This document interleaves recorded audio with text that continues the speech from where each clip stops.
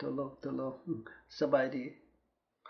สบายดี Facebook YouTube ขน่อยสื่อวิไล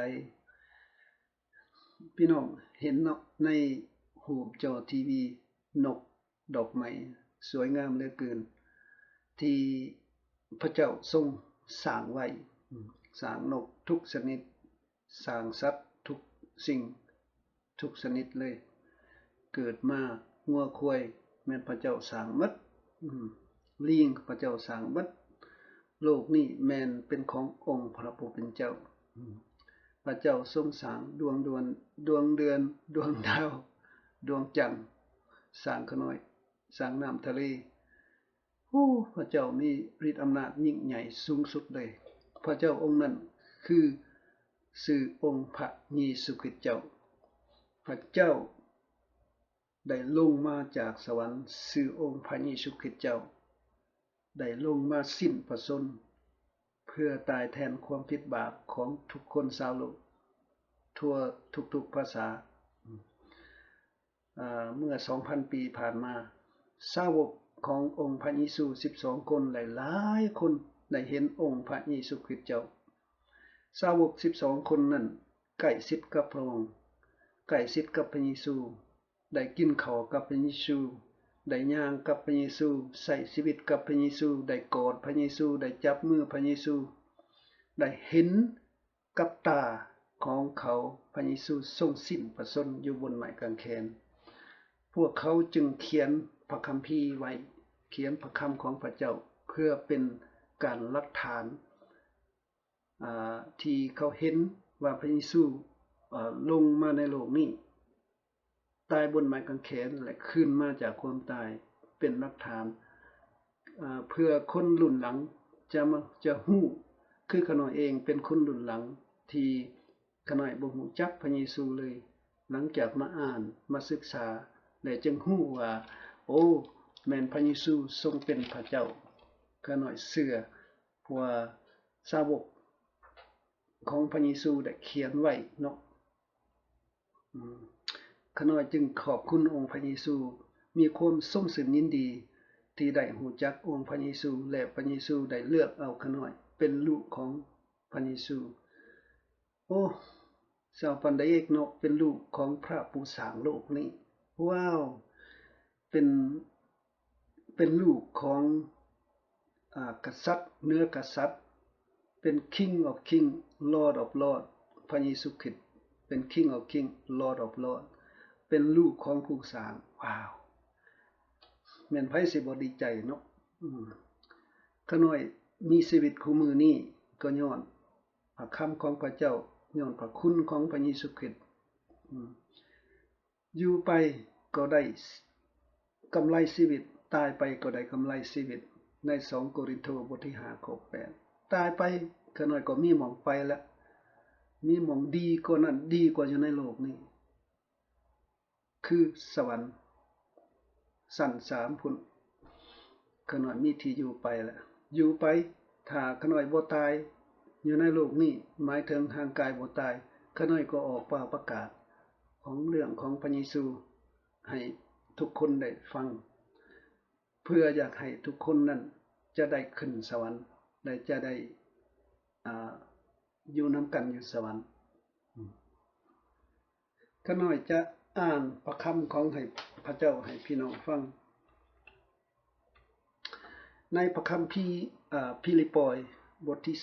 2ข้อ9หา11เหตุฉะนั้นพระเจ้าจึงได้ทรงยกพระเยซูขึ้นถึงที่สูงสุดและได้ทรงประทานพระนามนั้น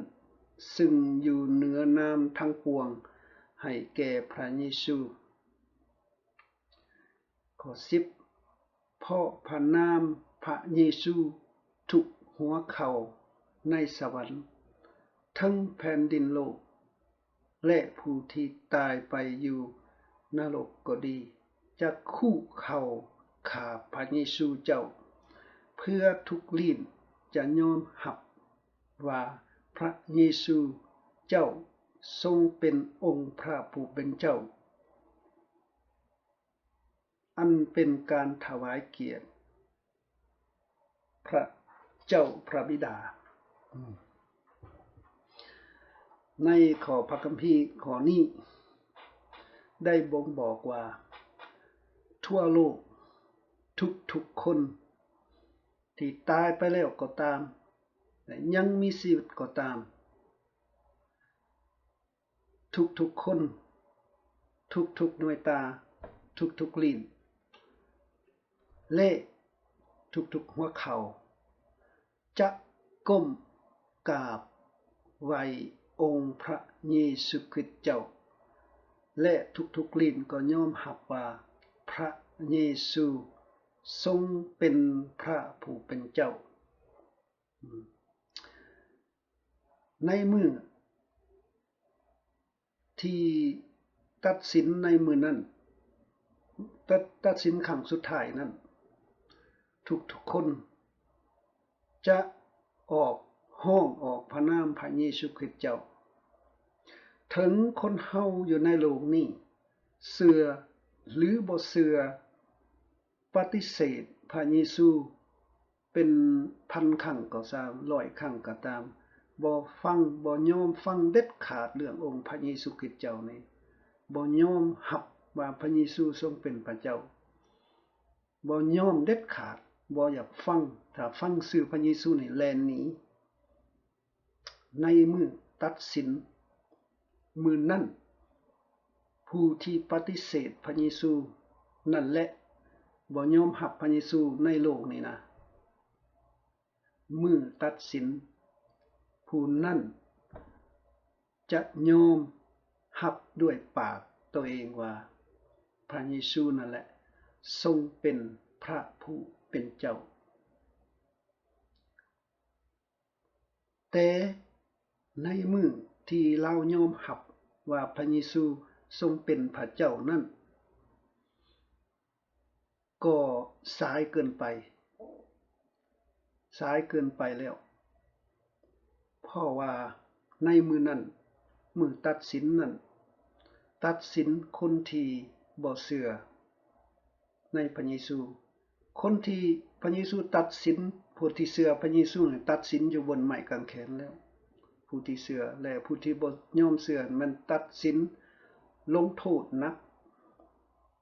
ในพระคำของพระเจ้าบอกว่าพระนิมิตบทที่20ข้อที่15ถ้าผู้ใดบ่มีชื่อในทะเบียนแห่งชีวิตผู้นั้นก็ถูกทิ่มลงในบึงไฟนี่แหละเป็นความตายครั้งที่2ในมือตัดสินคนที่ปฏิเสธพระเยซูนั่นแหละบ่ยอมฟังพระเยซูนั่นแหละจะถูกทิ่มลงในบึงไฟจะอยู่ตลอดไปเป็นนิจ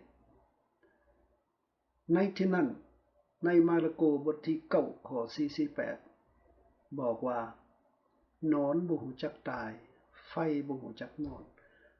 ผู้ที่บ่ยอมรับพระเยซูปฏิเสธพระเยซูในมื้อนั้นจะถูกทิ่มลงในบึงไฟและไฟนั้นจะบ่หมดจักเถื่อจะอยู่ตลอดไปเป็นนิจกับตัวนอนอันนี้แม่นพระคำของพระเจ้าข้าน้อยบ่ได้ตัดสินข้าน้อยอ่านพระคำของพระเจ้าพระคำของพระเจ้าได้ตัดสินข้าน้อยบ่ตัดสินว่าผู้ใดลงนรกหรือขึ้นสวรรค์เป็นพระคำของพระเจ้าตัดสินเองพวกข้าน้อยเป็นคริสเตียนได้แต่บอกหมดเท่านั้นบอกให้บอกข่าวดีข่าวประเสริฐคือเรื่องขององค์พระเยซูคริสต์มาตายบนไม้กางเขนเพื่อตายแทนความผิดบาปของเราบอกไม่แต่บอกเท่านั้นจะเฮ็ดหยังบ่ได้บอกแล้วก็อธิษฐานทั่วชาวโลกทุกคนทั่วโลกได้เป็นหลายพันคนได้เชื่อองค์พระเยซูคริสต์เขาก็เฮ็ดแบบนั้นเขาก็ออกไปบอกข่าวดีมีแต่ว่ามารับเชื่อพระเยซูเท่านั้นจะวิทย์จากไฟนรกบึงไฟนรก ถ้าบ่ดังนั้นแล้วพี่น้องจะเสียใจตามภายหลังเสียใจบ่แม่นเสียใจเด้เสียใจร้องไห้ด้วยความร้อนอยู่นรกนั้นพวกขน้อยได้แต่บอกขอให้พี่น้องตึกตองเล่ศึกษายามยังมีชีวิตอยู่ยามยังหันใจใดคนเฮาพระเยซูเอาให้พระเจ้าเอาให้บางคนก็อยู่ฮอด80ปี70ปี50ปีเวลาของพระเจ้าเอาให้นี่มีหลาย50ปี80ปีนี่บางคนก็ตายไปก็ปราศจากองค์พระเยซูคริสต์แต่70ปีนี่70ปีถ้าเฮาบ่ศึกษาพระธรรมของพระเจ้าเฮาก็หมดโอกาส70ปีนี่แต่น้อยฮอดใหญ่จนฮอดเฒ่าพระเจ้าเอาให้เวลาหลายปานนั้นเฮาบ่ศึกษานี่หมายความว่าเสียใจแหละเสียใจหลายมันเท่านั้นแหละพี่น้องจากสายรูปอีกอันนึงให้พี่น้องฟังอันนี้แม่นพระบัลลังก์ของพระเจ้าอยู่เทิงสวรรค์ทุกๆคนจะคู่เข่าลงต่อหน้าพระบัลลังก์และยอมรับว่าพระเยซูทรงเป็นพระเจ้าขณะจัดสายอันห้องเพลงหนึ่งให้พี่น้องฟังบ่แม่นห้องเพลงเด็กน้อยห้องเพลงของเด็กน้อยคนไม่กล้าเด็กน้อยEvery tongue confess Jesus is the Lord Jesus is the Lord Every heart will sing the coming of the King Jesus is the Lord Jesus is the Lord Every knee will bow Every tongue confess Jesus is the Lord Jesus is the Lord Every heart will sing the coming of the King Jesus is the Lord ส่วนผู้ที่เชื่ออันบ่ได้ตัดสินอยู่บนไม้กางเขนแหละ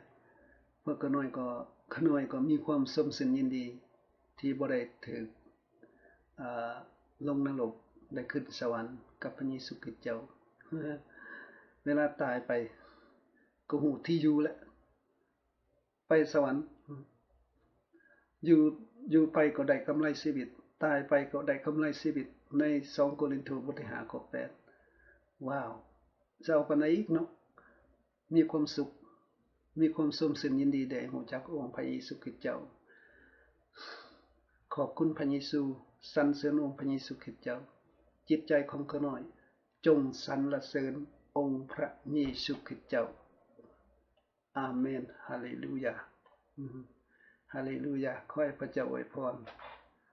พระเจ้าอวยพรพี่น้องบ๊ายบาย